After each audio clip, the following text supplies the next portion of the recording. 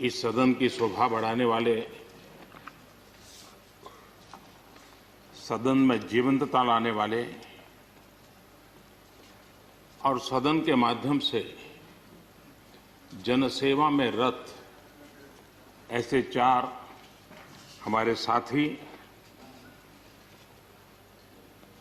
उनका कार्यकाल पूर्ण होने के कारण नए कार्य की ओर कदम रख रहे हैं। श्रीमान गुलाम नबी आजाद जी, श्रीमान शमशेर सिंह जी, मीर मोहम्मद फैयाज जी, नाजिर अहमद जी, मैं आप चारों महानुभावों को इस सदन की शोभा बढ़ाने के लिए, आपके अनुभव का, आपके ज्ञान का सदन को और देश को लाभ देने के लिए और अपने क्षेत्र की समस्याओं का समाधान के लिए आपने जो कुछ भी योगदान किया है, उसके लिए मैं सबसे पहले तो आपका धन्यवाद करता हूं।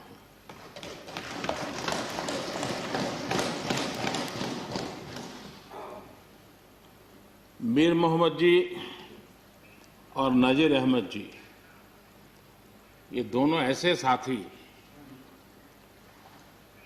सदन में शायद उनकी तरफ बहुत कम लोगों का ध्यान गया होगा, लेकिन कोई भी सत्र ऐसा नहीं होगा कि जिनके साथ मुझे मेरी चैम्बर में बैठ करके अलग अलग विषयों पर सुनने का, समझने का मौका न मिला। इवन कश्मीर की भी बारीकियां जब उनके साथ बैठता था, कभी कभी तो वो परिवार के साथ भी आते थे, इतने अनेक पहलू मेरे सामने रखते थे, वो मेरे लिए भी बड़ा एनलाइटनिंग रहता था। तो मैं हमारे इन दोनों साथियों का, जो मेरे साथ व्यक्तिगत रूप से नाता रहा और जो जानकारियां मुझे वो मिलती थी, मैं उसके लिए उनका हृदय से आभार भी व्यक्त करता हूं। और मुझे विश्वास है कि उनका कमिटमेंट और उनकी क्षमता, ये दोनों देश के लिए और विशेष करके जम्मू कश्मीर के लिए काम आएगी। देश की एकता, देश के सुख शांति वैभव को बढ़ाने में काम आएगी, जब मुझे पूरा विश्वास है। हमारे एक साथी शमशेर सिंह जी, अब तो याद भी नहीं रहा कितने सालों से मैं उनके साथ काम करता रहा हूं, क्योंकि मैं संगठन की दुनिया में का इंसान रहा, इसी क्षेत्र में मैं काम करता था। कई वर्षों तक जम्मू कश्मीर में भी काम करने का मौका मिला। तो मेरे एक साथी कार्यकर्ता के रूप में कभी एक स्कूटर पर ट्रैवल करने का मौका मिलता था। बहुत छोटी आयु में जो इमरजेंसी में जेल में गए, उसमें शमशेर सिंह जी थे। और इस सदन में शमशेर सिंह जी की उपस्थिति 96% है। ये अपने आप में, यानी जो दायित्व जनता ने उनको दिया, उसको बिल्कुल 100% निभाने का प्रयास। मृदुभाषी हैं, सरल है, और मुझे विश्वास है कि जम्मू कश्मीर से रिटायर्ड होने वाले चारे आदरणीय सदस्यों के लिए उनके जीवन का यह कार्यकाल सबसे उत्तम कार्यकाल है, क्योंकि इतिहास ने एक नई करवट बदली है और जिसके वो साक्षी बने हैं, सहयात्री बने हैं। ये उनके जीवन की बहुत बड़ी घटना है। श्रीमान गुलाम नबी जी, मुझे चिंता इस बात की है कि गुलाम नबी जी के बाद इस पद को जो संभालेंगे, उनको गुलाम नबी जी से मैच करने में बहुत दिक्कत पड़ेगी।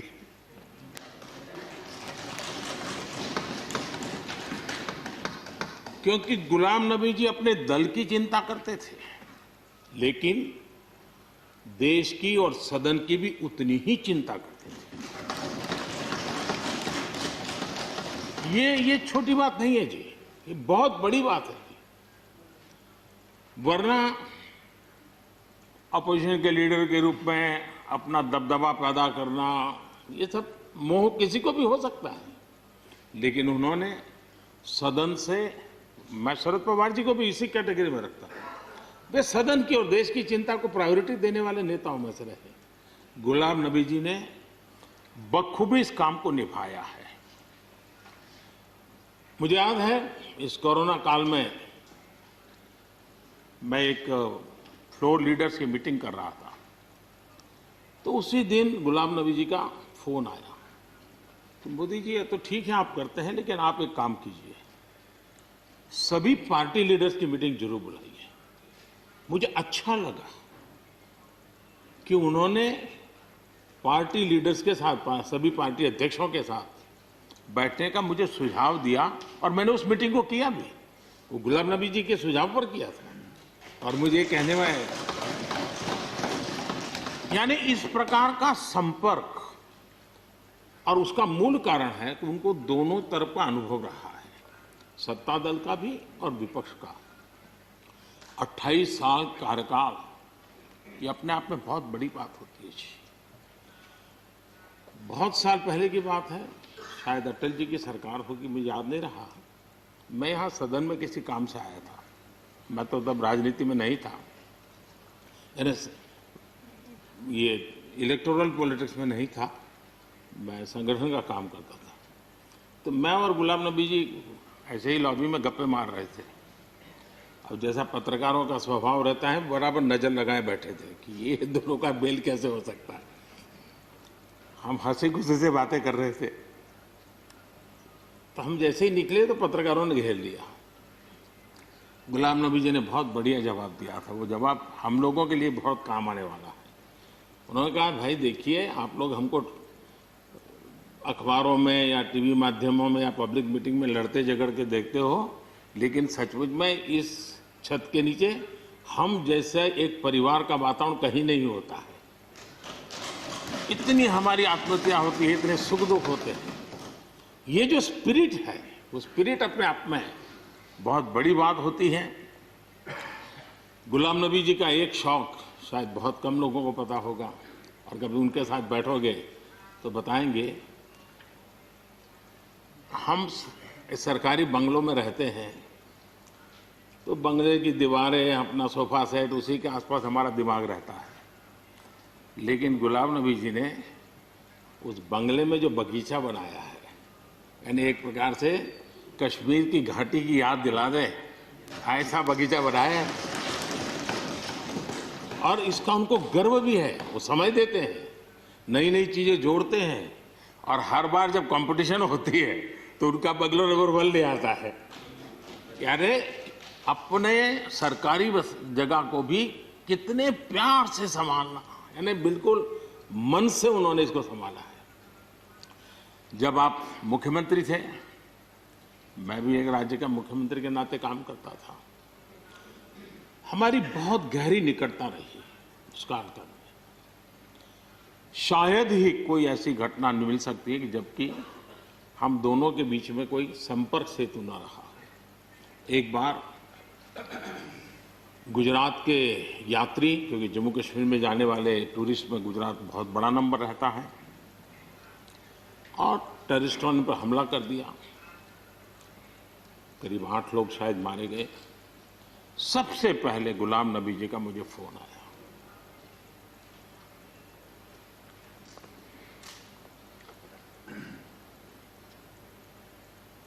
और वो फोन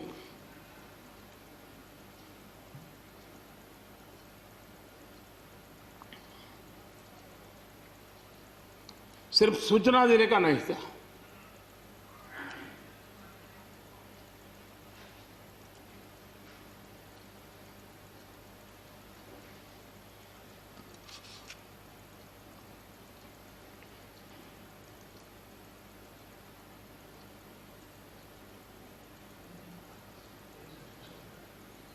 उनके आंसू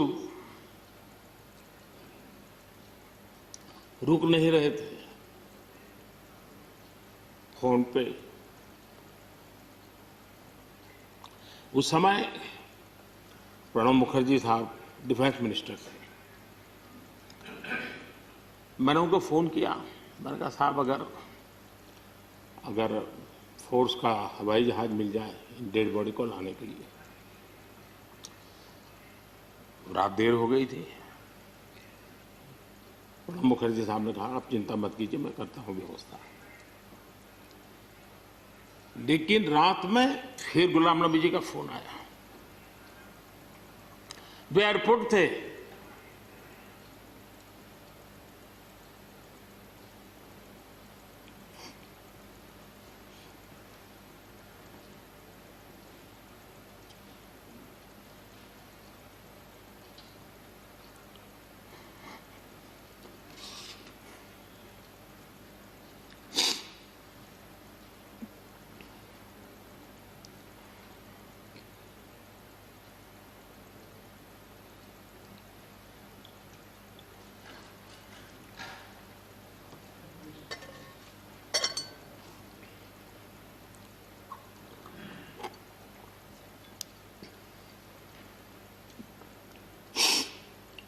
सॉरी,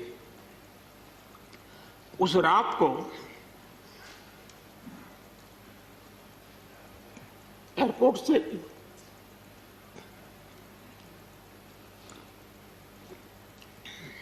उन्होंने मुझे फोन किया और जैसे अपने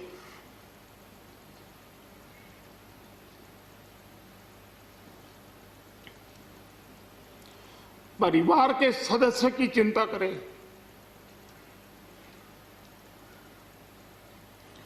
वैसी चिंता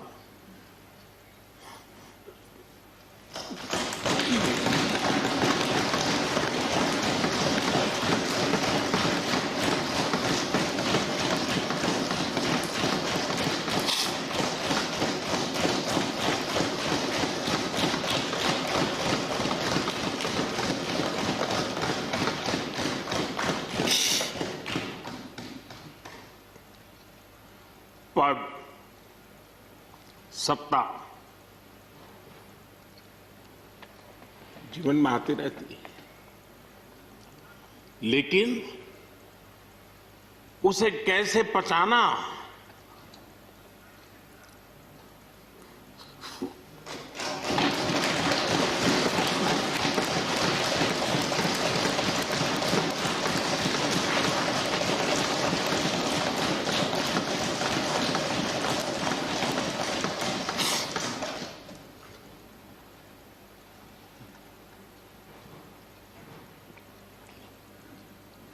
मेरे लिए बड़ा भावुक पल था।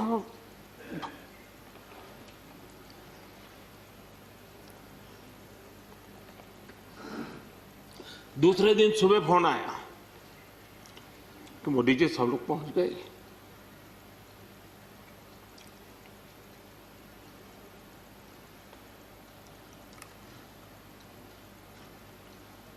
इसलिए एक मित्र के रूप में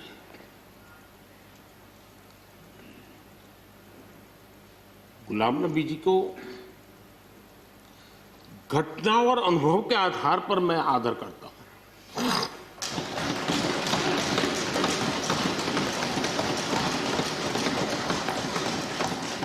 और मुझे पूरा विश्वास है कि उनकी सौम्यता, उनकी नम्रता, इस देश के लिए कुछ कर गुजरने की उनकी कामना, वो कभी उनको चैन से बैठने नहीं देगी।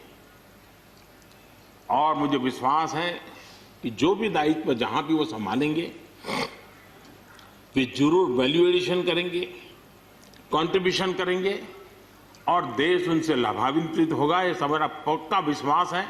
मैं फिर एक बार उनकी सेवाओं के लिए आदरपूर्वक धन्यवाद करता हूं और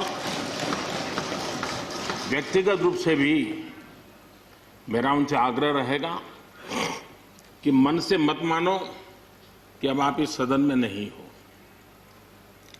आप के लिए मेरे द्वार हमेशा खुले, इन चारों माननीय सदस्यों के लिए खुले हैं।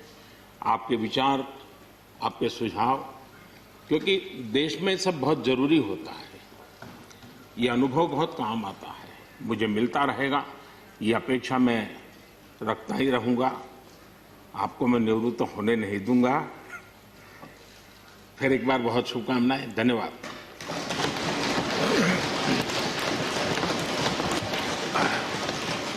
धन्यवाद प्रधानमंत्री जी।